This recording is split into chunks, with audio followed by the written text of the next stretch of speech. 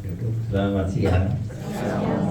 Kayaknya menarik nih ya bacaannya tentang cewek-cewek, wanita-wanita. Coba di sini wanita sama cowok banyakan mana? Pasti wanita. Wanita di mana-mana ada. Wanita bisa melahirkan, cowok pasti gak bisa. Kalau di KTP disebut atau di mana-mana di bank yang dicari ibu kandungan ya, bukan bapak kandung.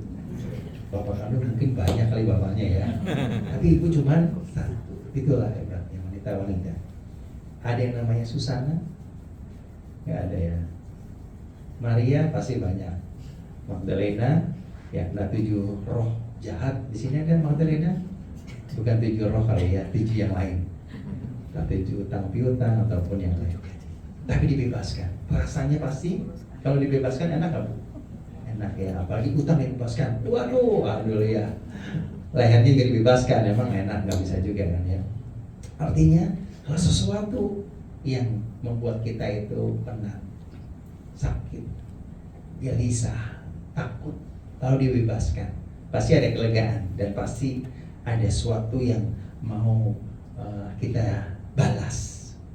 Nah ini yang terjadi dalam diri para wanita yang menyertai Yesus dengan harta benda mereka. Coba nih kalau di paroki-paroki itu di sekitar romo-romo itu cewek-ceweknya banyak, ibu-ibu terutama. Aduh, kalau bilang enak sopnya, besok datang lagi tuh ibu yang satu. Ya, ibu yang satu nggak mau kalah. Kalau pareknya gimana? Kalau bakutnya gimana? Kalau saya babi hongnya gimana? Aduh, udah deh. Jadi romonya tuh ya makin gendut dan gendut, makin makmur dan makmur itu ya. Ya lambang kebijaksanaan itu makan. Padahal banyak juga yang mengatakan ya makanan itulah yang menyebabkan banyak juga penyakit. Apa yang masuk itulah yang membuat kita itu banyak penyakitnya. Tapi semakin orang bisa menahan diri, semakin orang bisa berpuasa, banyak sehatnya. Nah ini yang banyak dialami ketika orang sakit, maka dia harus berpuasa. Mau periksa darah, puasa dulu ya kan? Artinya apa? Mau bisa jadi sembuh, maka berpuasalah dahulu gitu ya. Tapi ketika sudah sehat, lupa. Mau sakit lagi, nggak mau. Padahal bisa dicegah biar kita nggak sakit. Kalau lagi sehat. Tapi kalau sudah sehat, kalau sudah sakit maksudnya gitu ya, baik itu balik-balik saya. Kalau sudah sakit maunya apa? Maunya sehat. Kalau sudah sakit ya, uangnya, waktunya, semuanya dikorbankan, betul nggak? Mau ke Cina ke Penang tuh, bukan? Ke Amerika, obat ini, aduh, obat itu udah pokoknya beli, habis-habisan nggak? Itu yang terjadi. Maka kalau sakit itu nggak enak. Sakit sama sehat mahalan malas sekarang. Mahalan? Yakin. Coba. Kalau orang mau sehat gitu ya, oh mahal beli alat fitnessnya, oh mahal beli ininya, oh mahal. Nanti waktu saya hilang untuk pagi-pagi olahraga. Banyak yang ngomong gitu kan ya, kalau lagi sehat nih ya. Tapi kalau sakit, waduh, ampun-ampunan itu ya. Maka mungkin ada istilah yang mungkin menarik. Makanlah, Berhentilah. makanan yang Sehat. mengobati. Jangan sampai makan obat jadi makananmu. Bingung nggak? Ketika orang makan obat itu menjadi makananmu, itu artinya dia sakit. Itulah yang di depan mata ketika sakit, biasa makan obat jadi makananmu. Tapi kalau sekarang kita makan yang mengobati, yang jadi obatmu. Mulai sekarang makanlah makanan yang jadi obat, jangan makan obat jadi makanan.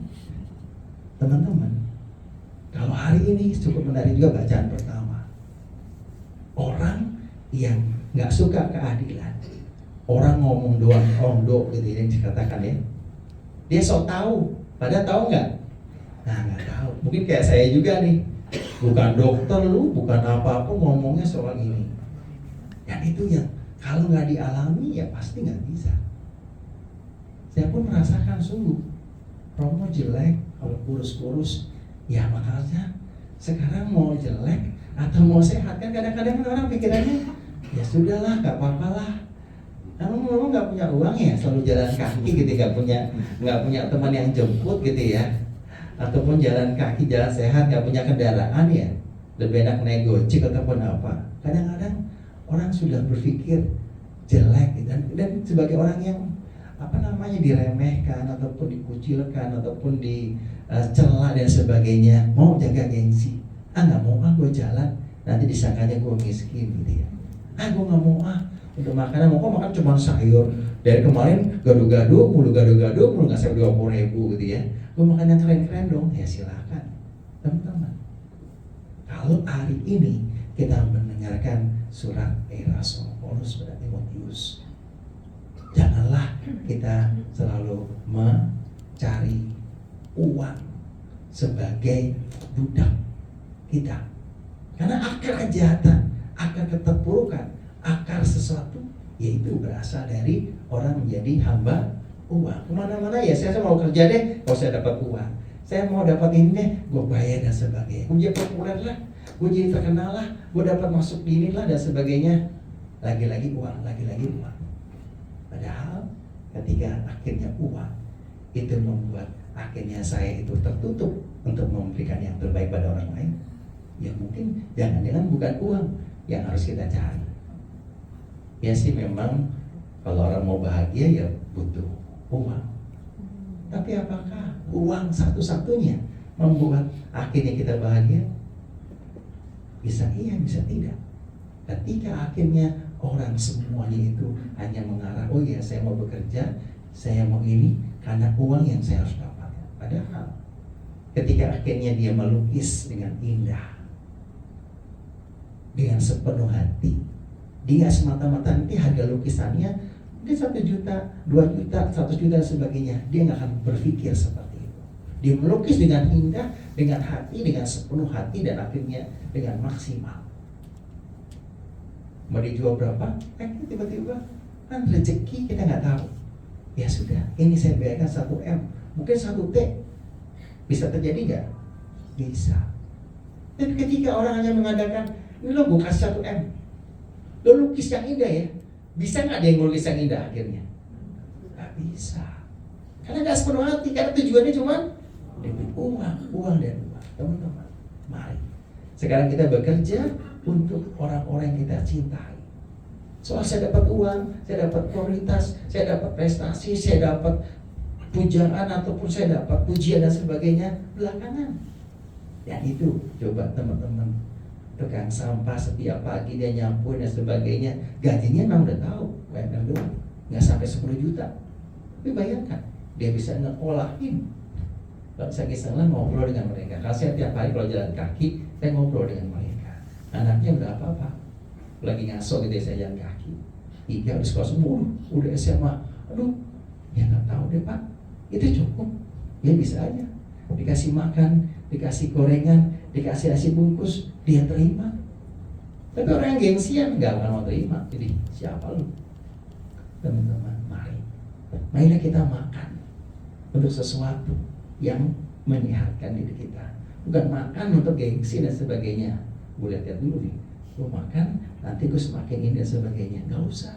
Kalau memang kita nggak butuh makan, jangan makan. Jangan berpura-pura. Itu bacaan pertama. Orang harusnya tahu, tapi dia nggak tahu apa yang dimakan. Dia nggak tahu apa yang dikerjakan.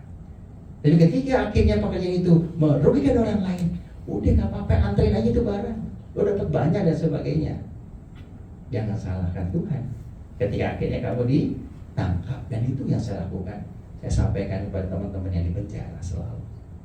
Mari kita bicara, kita bekerja sesuatu yang benar, membahagiakan orang banyak, bukan sebaliknya, membahagiakan diri sendiri. Maka yang dicari adalah kesetiaan, kesabaran, keadilan, kejujuran, seperti yang dalam bacaan pertama. Mari kita berlomba-lomba untuk memenangkan itu. Amin. Itu poin yang pertama, bacaan pertama. Bacaan kedua, seperti yang dikatakan, ketika orang dibebaskan dari penyakit, orang dibebaskan dari kuasa jahat dan sebagainya, dia akan mencari siapa yang membebaskan. Yesus. Yesus punya siapa? Punya para murid. Maka dia mau membagikan dirinya, hartanya, segalanya untuk pelayanan Yesus, mewartakan kerajaan Allah. Maka jangan salahkan, kita banyak wanita-wanita yang hebat di dunia. Kenapa? Dia melakukan sesuatu. Yuk, ketika dia melahirkan, dia berjuang untuk hidup dan mati, bukan untuk dirinya sendiri. Ketika ia berkorban untuk banyak gereja yang dilakukannya, saya melihat banyak wanita-wanita yang melakukannya. Dan berarti cowok-cowok gak berperan. Selalu kalau ada di IG ataupun TikTok, pasti bapak-bapak, ini namanya siapa? Cowok. Tapi yang cewek-cewek, aduh yang jelek-jelek. Kuntilanak siapa? Cewek. Bebek kumpir, cewek. Mak lampir, cewek. Yang jelek-jelek. Tapi yang cowok-cowok, wah, presiden kita ataupun Olympus pasti cowok-cowok semua. Bukan berarti cowok lebih hebat, ceweknya jelek. Ketika seseorang punya perhatian, oh iya, baik cowok maupun cewek, laki-laki dan perempuan, ketika di depan Allah dia sama, saling melengkapi. Dan akhirnya mari wanita diberikan kepada Adam sebagai pasangan yang harus dijaga. Oleh karena itu mereka bukan lagi dua menjadi satu, dan itulah kekuatan manusia. Dan ketika ia memilih, oh iya, ternyata ada orang yang memang tidak menikah, ada orang yang lahir sejak awal memang cacat, tapi ada orang yang sungguh-sungguh dengan kehendak hatinya, dengan kemauannya, dia mau melakukan karya keselamatan Allah, bekerja untuk Tuhan. Dan itulah kami para imam yang sungguh berjuang, meskipun banyak